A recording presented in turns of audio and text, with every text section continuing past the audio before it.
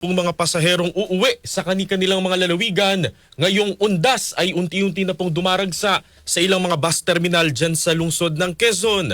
Kasama natin sa balita, Radyoman Lestor Aler.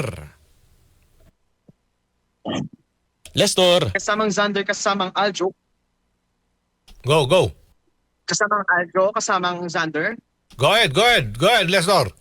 Kasamang Aljo, kasamang Xander, unti-unti nang dumadag sa mga pasahero uuwi sa kanilang mga probinsya ngayong araw ng Lunes dito sa bus terminal sa Cubao, Quezon City para sa Undas. Isa na riyan ang Raybon Bus Terminal na may biyaheng Bicol Region kung saan ayon sa dispatcher na si Cyrix Owen de Leon na simula hapon ng Biyernes hanggang Linggo ay dinagsana ang kanilang terminal kung saan aabot sa humigit kumulang 8,000 na passengers ang kabuang bilang ng dumagsa sa naturang terminal. Isa sa mga trips na maraming pasahero ay ang papuntang Masbate, kung saan ngayong Lunes ay inaasahang darami ang magiging pasahero mamayang alas 10 ng umaga hanggang alas 12 ng tanghali. Samantalang fully booked naman ang lahat ng online reservation ng kanilang terminal ngayong araw.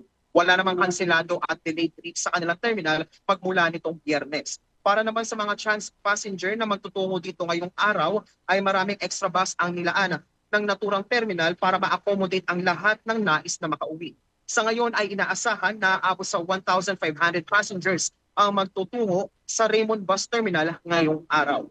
Kasama mo sa RMN Manila para sa Alaala 2025 Special Coverage, Radyoman Lestor Aler, Tatak, RMN.